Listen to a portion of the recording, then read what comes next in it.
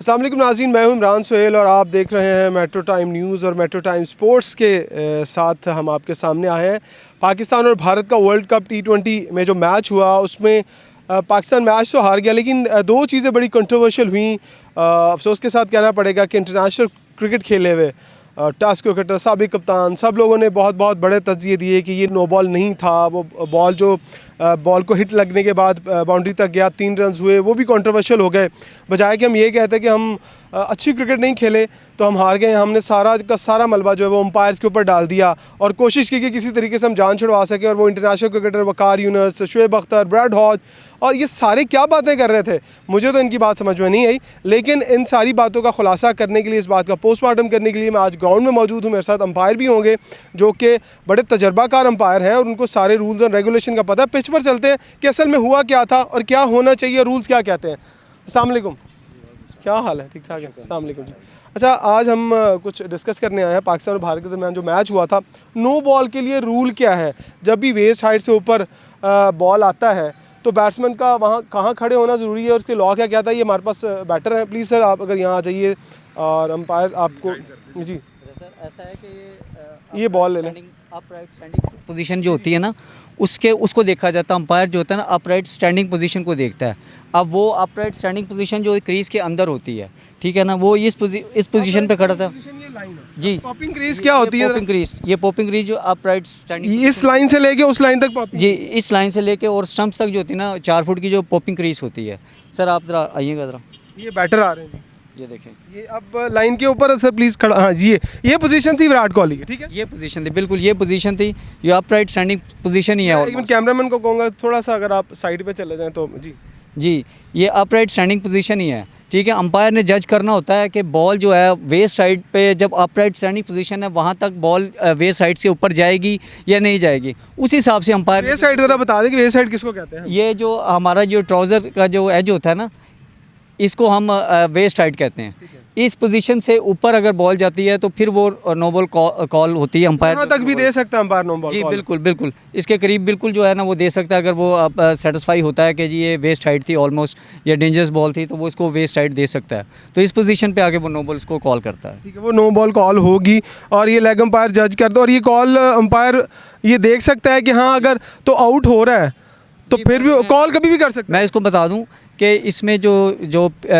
ICC की जो playing condition है, उसके मुताबिक उसका जो प्लेइंग कंडीशन है उसमें यह है कि सिर्फ जब बैटर आउट होता है तब रेफ़र की जा सकती है टीवी अंपायर को, अदरवाइज़ रेफ़र नहीं की जा सकती है। बाउंड्री हुई थी तो इसको रेफ़र नहीं कर सकते। जो आईसीसी की जो प्लेइंग कंडीशन है उसके मुताबिक अंपायर ने बिल्कुल दुरुस्त फैसला जो है ना वो दिया था। अच्छा, अभी बॉल है ये, हम आप सर प्लीज थोड़ा आगे आ जाइए। जैसे विराट कोहली ने फुल टॉस पे शॉट खेला था, एक कदम यहाँ था उनका, ठीक है, और वो अब ये अपराइट यहाँ था बॉल, ये एग्जैक्टली ये पोजीशन थी और ये इनकी वेस्ट साइड से ऊपर है। अगर ये डिप करके, अगर क्रॉस करके यहाँ से नीचे जाता है तो फिर ये मैटर नहीं करता कि ये बॉल नो बॉल, लेकिन यहाँ पर होना ज़रूरी है। ये पॉपिंग क्रीज है। नाज़रीन ज़रा कैमरामैन अगर इस लाइन में आ जाए, क्लियर कर लेते हैं इस बात को। सर थोड़ा सा आप ज़रा पीछे हो जाइएगा।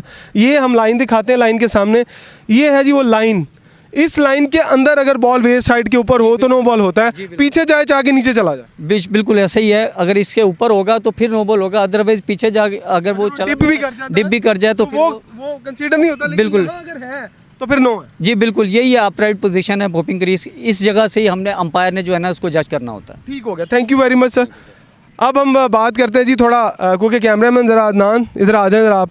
अब हम बात करते हैं जी जो फ्री हिट हुआ था कि जी वो रन कैसे हो गए।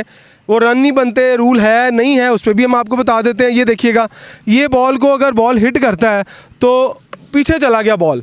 अच्छा जी, कहते हैं कि अगर बॉल इस तरह चला जाए तो आप रन नहीं ले सकते क्योंकि विकेट को बॉल लग गया। ये है कोई ऐसा रूल आईसीसी में कि बॉल लग जाए और आप रन नहीं कंसिडर होंगे? लॉ के मुताबिक जो है ना, अगर फ्री हिट होगी तो सिर्फ 3 आउट होंगे। अब सटिंग द फील्ड, हिट विकेट और हिट द बॉल ट्वाइस।